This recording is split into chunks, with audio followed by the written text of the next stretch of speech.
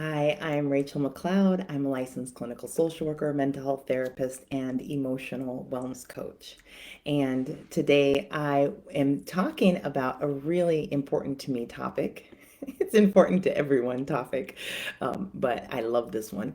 Um, but let me tell you that I specialize in helping people do the brain work for resolving symptoms of anxiety, depression, traumatic stress, building the health and wellness that they want, and helping their brain to help them build fulfilling, satisfying lives, reach goals, thrive in relationships and whatnot.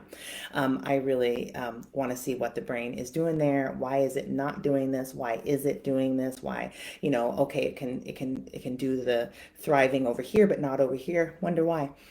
That's really what I specialize in doing, and that is really in doing that is why I'm talking about this topic, the importance of disappointment for overcoming toxic relationships and mental health disorders. And so many times we're really trying to be positive.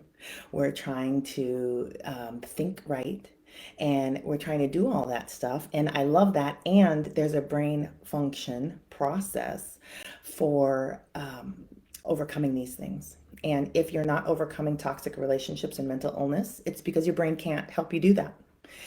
Your brain makes these for you, be out of all the things that are going on in your body, the experiences you're having.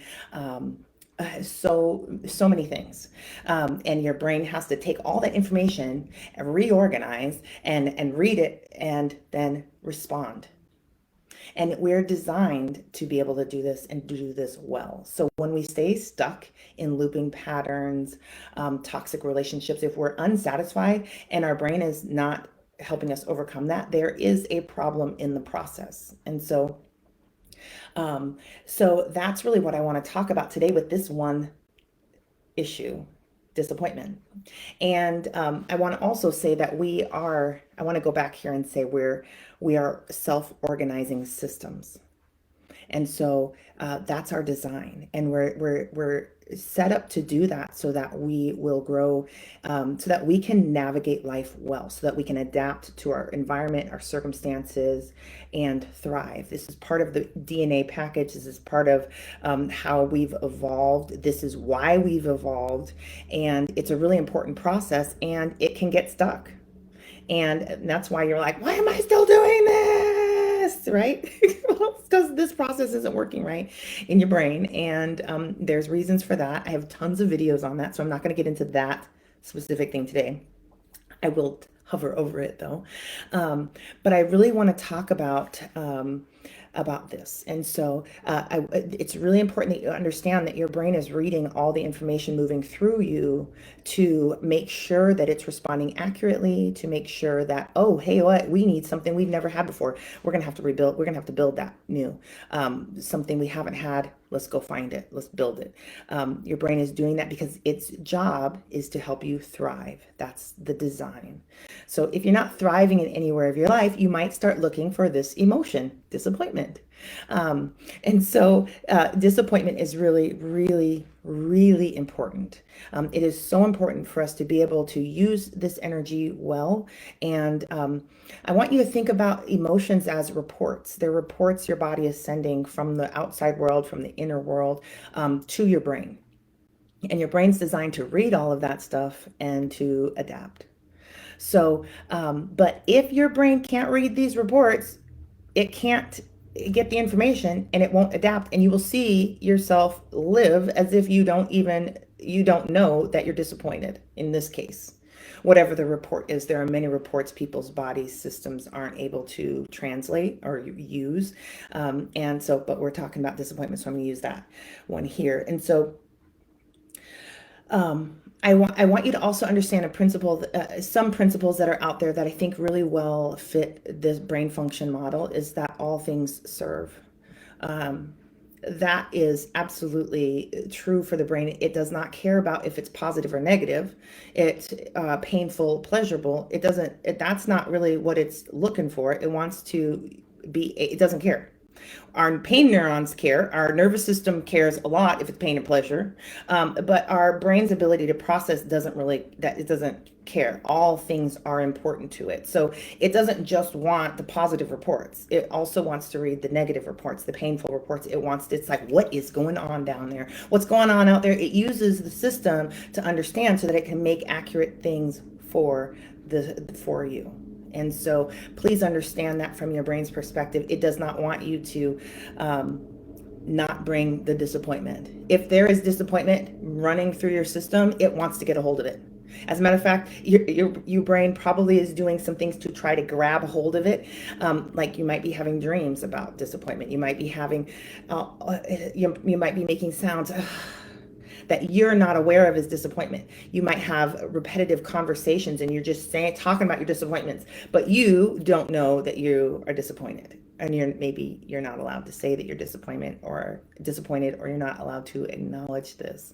And um, so um, we will notice that we have challenges with disappointment with a couple of basic things. One, it's really easy to see if you're stuck in dissatisfying relationships.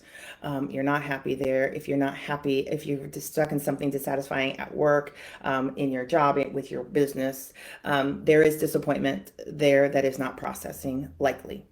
Um, as a matter of fact, when I find people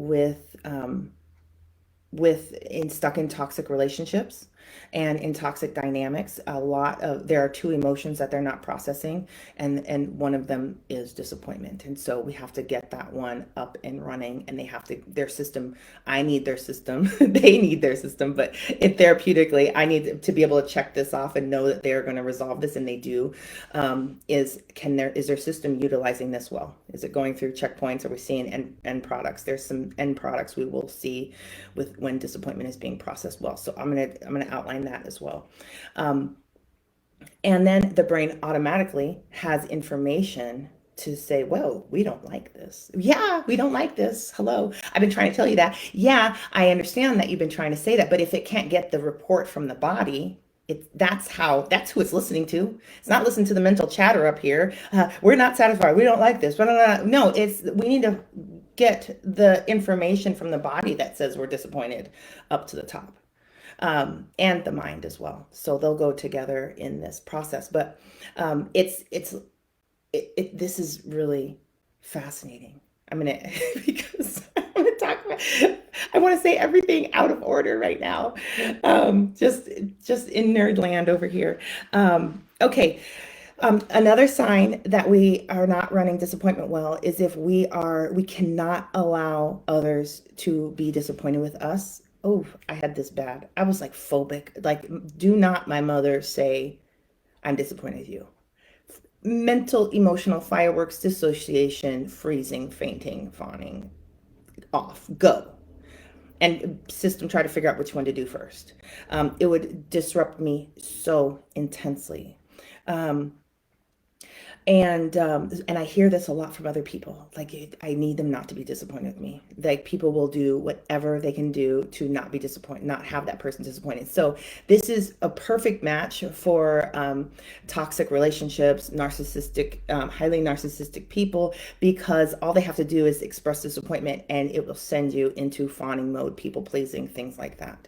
So this energy right here. If you are phobic with it, or you can't process it, and you're afraid of this energy, and you can't use this energy well, then it will trap you right there and allow you to be manipulated. So it's really important that we get a hold of this energy within ourselves, and we can begin to allow people to feel disappointed with us, because it's a healthy, fabulous human emotion that. And I'm going to talk more about that in a moment. I have it in my notes, and I'm going to stay in order.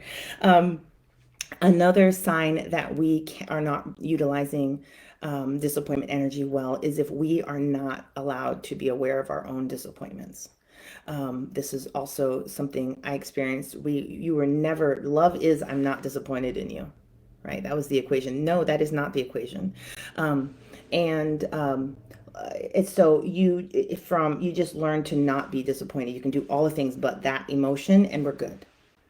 And so that's so you just become not aware of your own disappointment. You couldn't recognize it if it was standing in a line of emotions and pointed out, oh, yep, there's my emotion. How you doing? Disappointment. There's my disappointment. How you doing? You know, you can't do that. It's like it becomes invisible. I'm going to talk about why brain function, why that is the case here. Um, if so, those are some simple signs to see that you're not using. You can get it from the outside world. You can see what's going on if you look at your outside world. How much dissatisfaction you go on, that's a clue you've got going on. How much dissatisfaction you've got going on, that's a clue to how to that you might have a disappointment problem going on. That you might not be utilizing, that you might not be able to read the disappointment reports. Your system might not be able to.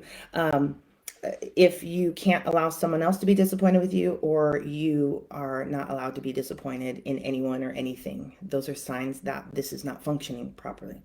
Um, so it's a that there. I'm not going there. I totally want to nerd out. I'm staying on track. Okay. Okay. If your system can't read the disappointment reports, how will it know what disappoints you? How will it know what you don't like? How will your own body, this is the one that's the only thing on the earth that's designed to make your life amazing. The only thing. And if it doesn't know what you like and what you don't like, and what makes you thrive and what lights you up, but in this case, in disappointment, how you even became disappointed. If it doesn't know these things, how can it help you create what you want? How can it say, ooh, we don't like that, so we're not going to have that? This is a simple process that occurs with children at tables. They eat something, they don't like it. Their brain is like, oh, I see you don't like that. And then next time it comes, they're like, no, no, thank you. No, thank you. Right? Because their system registered that they didn't like this and they don't want this anymore. That's a simple thing. It's beautiful brain function. Our system should be in response to our preferences, to our desires, to our wants, and to our not wants. It should be those. It's part of healthy boundaries.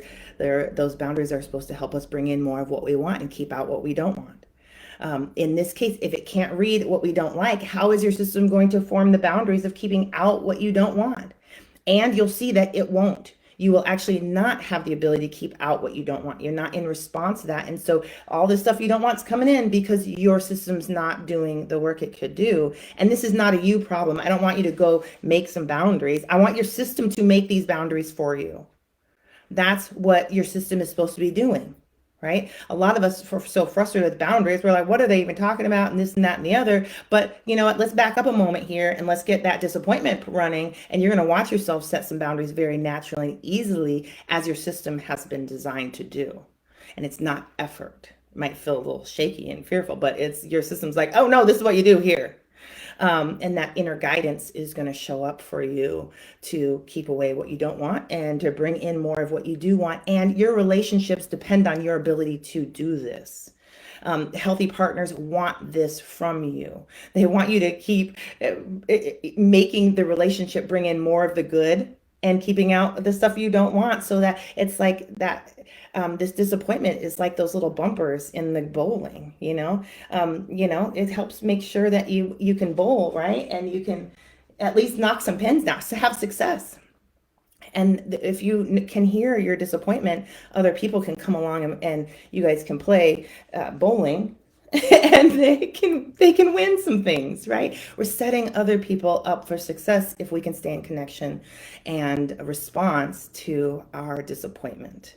And right here, I want to say that it's not just being. We want to integrate the disappointment reports.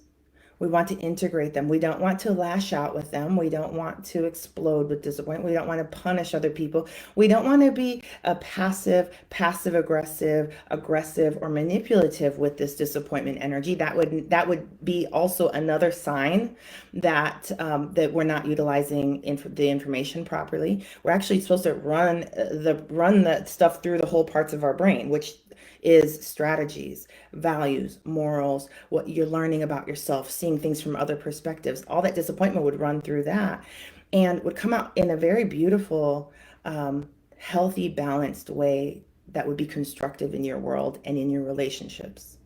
That would be a measurable of, oh, I just rocked disappointment. I just rocked that. Thank you, disappointment.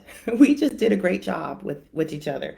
Um, so um, so if your system cannot read what you don't like, you're going to stay in toxic relationships. And people outside are going to say, but you're not happy with this, but you don't like this, and it will not resonate with you as true. You might even defend your position here more. No, this is positive. This is this because your system isn't registering. It's not registering the disappointment. And let me talk about how that happens and why that happens. Why you wouldn't be able to read the disappointment energy is because number one, it registers as pain in the brain, pain in the limbic system, and so it's read. eh, it's social pain, right? And relational pain, and it's emotional pain. And so your pain neurons, as it starts to cross the bridge into the whole brain, to where everybody's going to get to work on it and they're all excited, the limbic system's like, whoa, there's pain here, and it kicks it out back into the body. So the report actually doesn't make it up into the whole brain, all the stations in the whole brain. So they can't read the reports because your limbic system said it's not safe. We actually need to save ourselves from this thing, our own internal process. Our brain is working to interrupt and move us away from our own internal workings, right? And that's not what it's supposed to be doing, but it does this. and and so that's one of the and there's a small correction for this that I talk about all the time, because we want it to not interpret it as pain. We want it actually to, even though it is pain, we want it to be able to still go through. And so we help the brain right there with that. My entire practice is helping the brain process stuff that it would normally kick out and run away from. So, but that's one of the reasons, because it does register. It's pain, right? So we get away from it the same way we get away from someone chasing us with fire, right? Or a lion chasing us. So we also can sometimes we don't read the reports because we've had significant amounts of positive reinforcement for not reading the reports, for not expressing our disappointment, for not acknowledging our disappointment, for not acknowledging other people's disappointments. The entire thing we've received positive reinforcement to not do. We get along better. If I don't tell my friend that I'm disappointed with her, we get along really well. If I were to tell her, we wouldn't. So I'm being positively reinforced to not talk to them about this disappointment. When I so or like so when we grow up with people that are suffering with mental illness, and we add on our disappointment to them, they can crash, right? Their system will crash because their system can't process this emotion. So we learn to just keep it to ourselves. Well, eventually that takes us to number two, where to the next one, where our reticular activating system, the part of our brain that filters in for us what's important, starts filtering that out. And so it actually becomes invisible to us. That part of the brain will stop showing us our disappointment. And so we couldn't recognize it because it helps us to navigate our world better, right? Based on positive reinforcement to not express disappointment. Also, we sometimes have punishment for expressing disappointment in any of its forms, crying, rejecting the food because we don't want it. We've gotten punished for these things, so we're actually being taught how to ignore this energy inside of us. And so that also that also informs the reticular activating system to just, hey, let's just invisible this, and we'll thrive better. And it's like, okay, done. That part of the brain is easy to program. It's easy to program.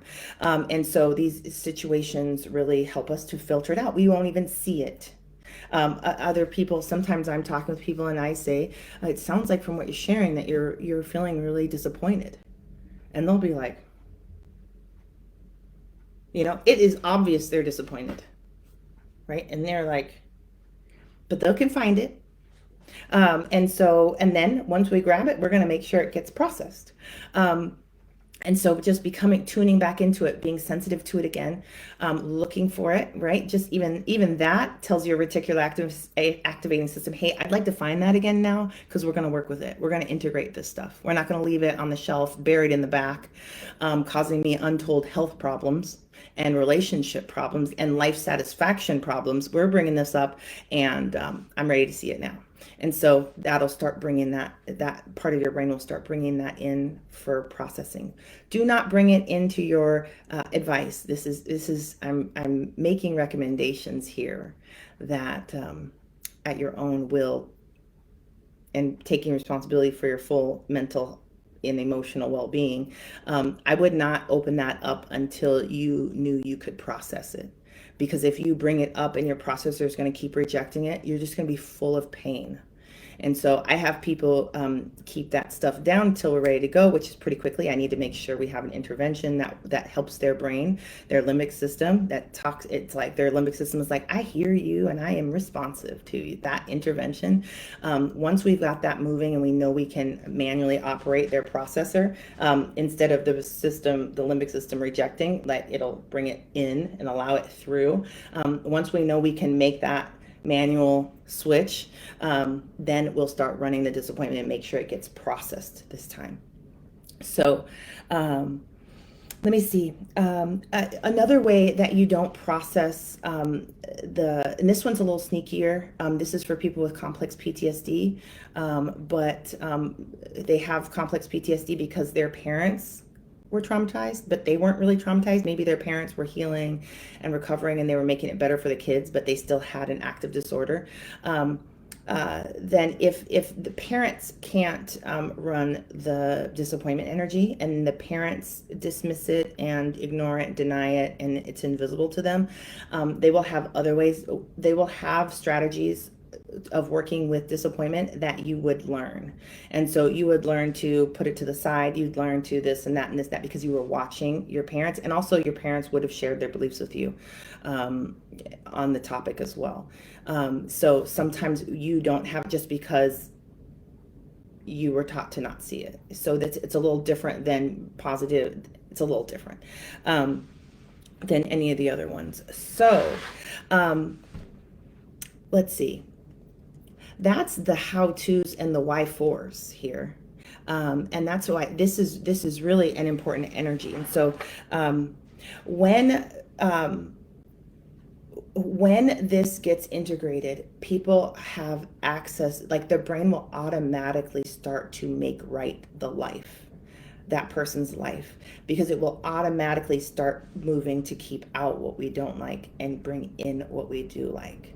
So, and what we do want, what makes us thrive, what lights us up, and what disappoints us. It will immediately start that process. So this is where it's fun to integrate things, because you get pretty instant feedback. You get pretty instant gratification, because once your brain knows, it knows. And just because your mind knows does not mean the whole brain knows.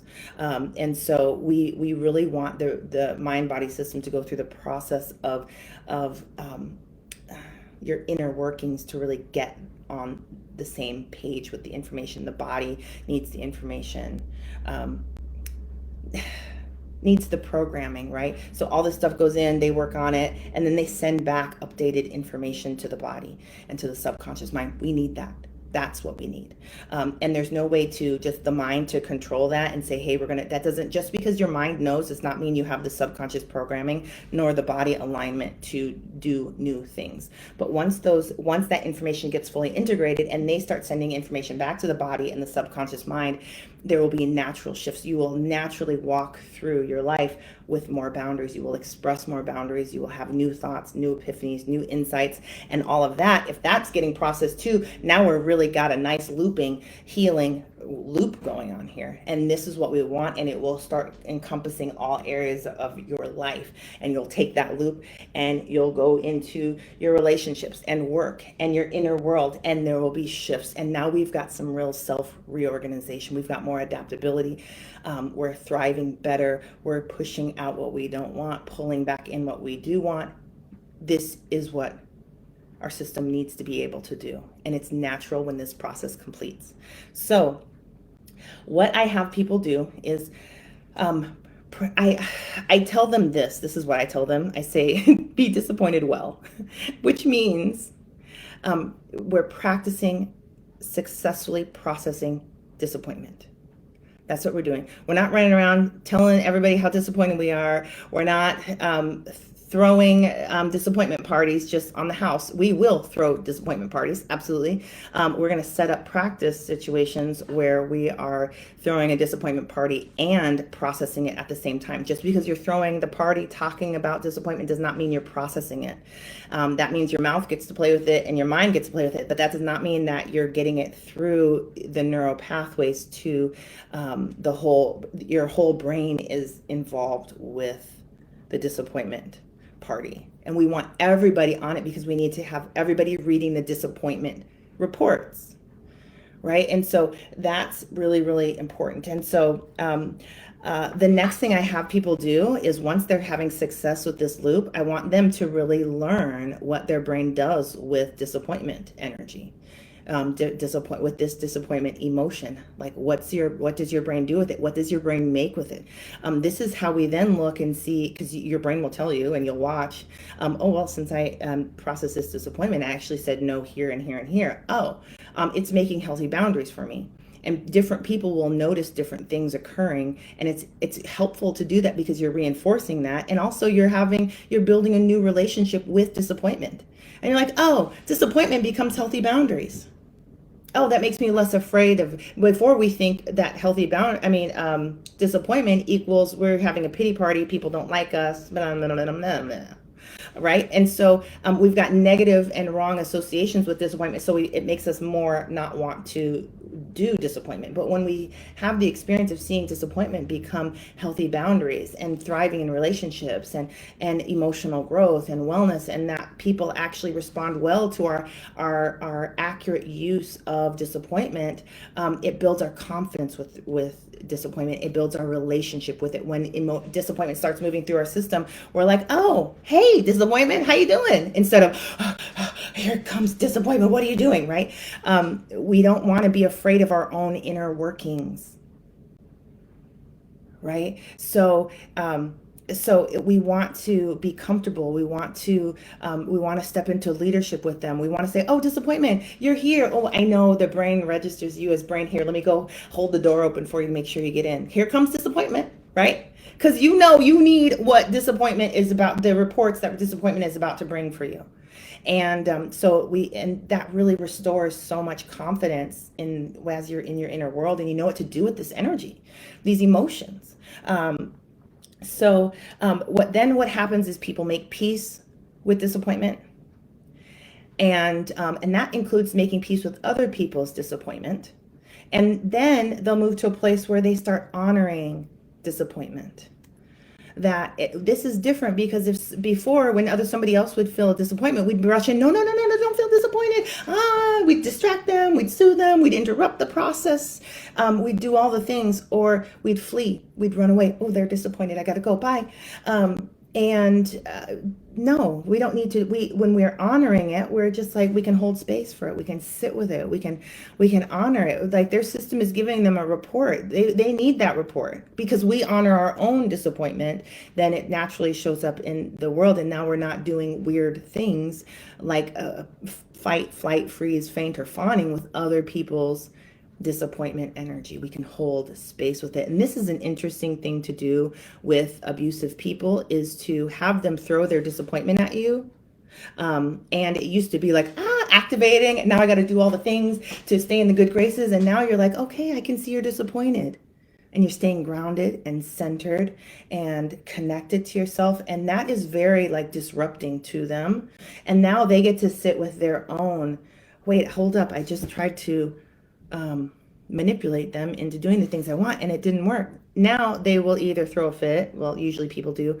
But then they'll either, if it's actually somebody who wants to do the healing work, you'll watch them start saying, well, how can I get the same, what I want out of the situation? How could I, well, I tried being manipulative, that didn't work. Maybe if I could be passive, maybe that will work. Nope, that doesn't work. Aggressive, no, that doesn't work. And oh, well, let me try just being assertive. Well, hey, I'd like you to do this. Is that something that you're open to doing? And then you can say yes or no. And now we're in an interdependent zone with the situation instead of a codependent zone. I need you to stop being disappointed with me, so I'll do whatever you want. And I need you to do this thing, and so I'm going to manipulate you. Hey, let's go. That's a codependent interaction as opposed to an interdependent one. And as we start owning our disappointment energy, it is more likely that our relationships will shift from codependency to interdependence. This is powerful. This is life changing. This is empowering. This is beautiful health loops. This is beautiful thriving loops that go on just because we shifted how we work with our own disappointment energy. So it's huge. Disappointment is awesome. I encourage you to tune in to your disappointment, honor your disappointment. But really, it just starts with processing disappointment. That whole thing. So, um, for some of you, this might be very, very easy. You really, I teach working with the survival system part of the brain. I teach strategy interventions for this. I teach three of my favorite interventions for this that works with all of my clients. One of them will work with all of my clients.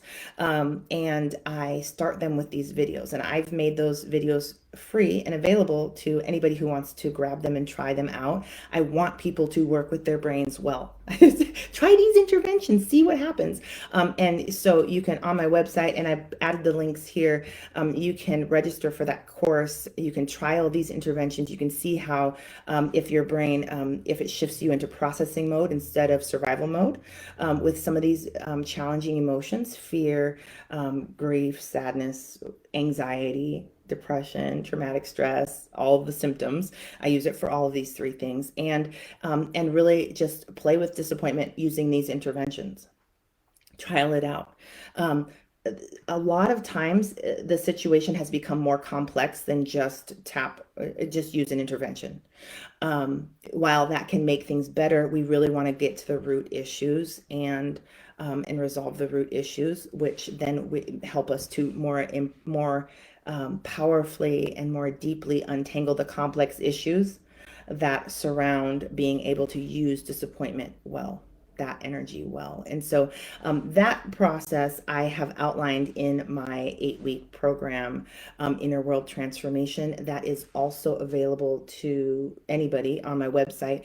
This is the program I use to walk my therapy clients through resolving conflicts, challenges they have, and also disorders, anxiety, depression, trauma disorders like PTSD and complex PTSD, generalized anxiety disorder, major depressive disorder. This is the program I walk them through.